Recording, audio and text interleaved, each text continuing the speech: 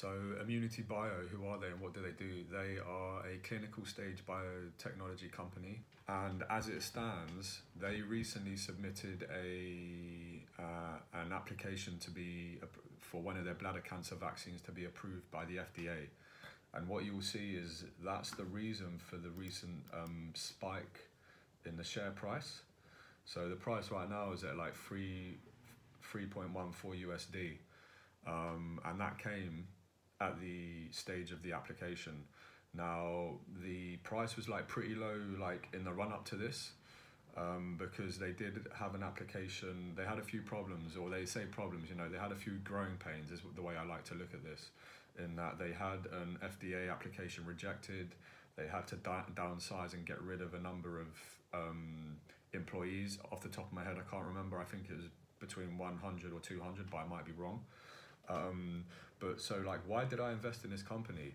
I invested in this company because of the founder. Now the founder is a guy called Patrick Soon-Shiong. He's a transplant surgeon, businessman, bioscientist, and he's actually the inventor of a drug called Abraxane. Now, one of the reasons I invested was like because of this individual, and in particular it was because of his track record. Now, he has a track record of having set up a previous biotech company, growing it to a certain stage, and then selling it on. And so bearing in mind, you know, like what I was saying around them having 27 clinical trials, 18 of which are in phase 2 or 3, it comes back to this point I made in a previous video about like you're investing in a company with a core focus on the future, on like what they're going to look like, the shape of the company in the next 3 years, 5 years, 10 years. And so bearing in mind, you know, they have 18 trials of which are in phase 2 or 3. Phase 3 is the final phase. And so in theory, you know, off the back of an announcement of, you know, some of these trials being successful, comes the creation of new products. Comes the creation of new products, comes announcements, press releases, which in turn create intrigue, interest, almost maybe a little bit of a craze from people, and they're going to start buying up the share price. And so like it comes back to what I said about in the previous video about looking at the information that I'm presenting to you right now, studying a company for, yes, where it is right now, but looking at it in the context of where it will be in the next 10 years, where it will be in the future. And in particular, looking at the team, you know, looking at this guy, Patrick Soon-Shiong, who has a track record. You know, he's like one of these guys. He's like a one in a million kind of guy. You know, an owner operator. He owns, like, off the top of my head again, he owns 60% of the shares of this company. He's vested in this company financially. His reputation is at stake. His money is at stake. He's funding this. And it comes back to this point mentioned in 100 Baggers, which they have a chapter on there called about owner operators. Owner operators are the people that own the company, who have a large stake in the company and have a lot to lose, whether it's their credibility or their money. But I suppose the key thing is looking at the track record. This guy is like world class in his field. I looked at a number of other immunotherapy biotech companies, and I was tempted to put in money in one, but then it was like, you know, I'd rather put all of my money, put all of my chips on like the big dog, because the other one, like the CEO, the president, she didn't have his track record. Like, this guy is tried and tested. He's fucking done this before. He's set up a company. He's discovered immunotherapies in the background, in the past, sorry, for pancreatic cancer, Abraxane. He's the inventor of Abraxane. And in that previous pharma company, I can't remember what they were called off the top of my head, but with Abraxane, he went on to sell that company for, I think, again, off the top of my head, it was like $70 a share. And so when I'm looking at Immunity Bio, you know, I bought them at like 1.3, 1.4 USD. Right now they're at 3.14.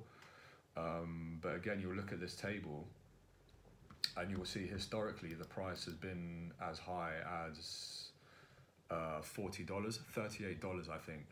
So there's huge scope for growth here. And so yeah, you'll see like up on the screen now, like the Immunity Bio share price has gone up like 81.5% in the last 5 days. Now, this has come, like I said, about due to the FDA submission for the invasive bladder cancer treatment. And what it is, right, is that so the price has gone up because of this. Now, the key thing to consider is that this application could get rejected. And again, like one of the things that I was really looking at is I was well aware that the FDA had previously rejected Immunity Bio's bladder cancer therapy.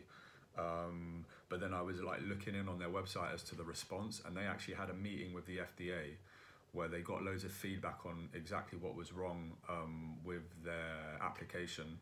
It was something to do with their supply chain, and they went back and corrected it. So in theory, the way I'm looking at this is that they've had a conversation with the FDA.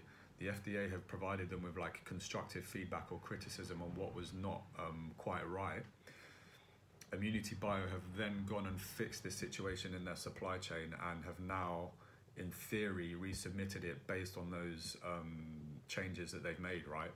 And so one of the things I'm doing right now is like there's a key date coming up in the future, and that date is the 23rd of April 2024. That's the date that the FDA have set to kind of confirm what happens with this resubmission. Is it approved by the FDA? Is it not approved? So there's a situation right now where they're kind of in limbo right now, where the share price might flicker up and down a little bit. It probably hover around like the $3 mark until that decision on the 23rd of April 2024, and it's actually on that date that will determine whether the price goes up even higher, because everyone's getting like super excited because this new therapy has been approved by the FDA, or it may tank because it's been rejected, in which case the FDA will give them more feedback. They'll go back to the drawing board a little bit, have to repurpose a few things before another resubmission. The key thing I want to say is like the problem in the supply chain. When I looked into the details, I can't remember again off the top of my head, but it seemed to be something really simple that just needed to be fixed. It was nothing to do with the actual product that they developed. It was rather something to do with their supply chain, which needed to be rectified. So over the next 5 to 10 years, if they're developing another 20, 25, 30 immunotherapies over this time, this is a company in growth. Plus they've got a leader, an owner-operator who has a proven track record of doing this before. He knows what he's let himself in for. He's started a company from scratch. He's created immunotherapies and medicines in the past. He's sold that company and he's come back for another try. It's not like this is like a novice individual who's starting this for the first time. And yeah, final thing I'll say is like, excuse me, there's a chat, like I said, there was this chapter in 100 Baggers where they talk about owner operators. They talk about like trying to find the Elon Musks of Tesla, the Jeff Bezos of Amazon, that owner operator who's basically like obsessed. He's a 1 in 1 million type of individual. He's very special. He's very unique. And what I would say is like, take a look for yourself. Like, yeah, listen to all the information that I've said here, but have a little look and find out a little bit more about Patrick Soon-Shiong. Look on the Immunity Bio website and make a decision for yourself. But what I would ask that you do is you don't consider this a trade, like consider this an investment. You are an investor in a company that's creating leading immunotherapies, or in the process of creating leading immunotherapies, with a head honcho who has a proven track record of doing this in the past. He's built a solid team of individuals, of whom are also shareholders of the company as well, and make a decision based on that.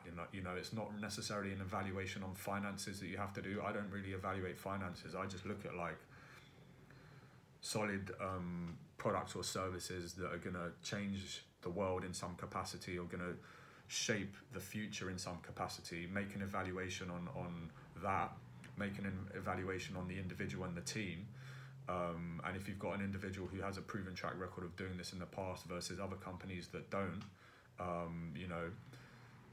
that's it.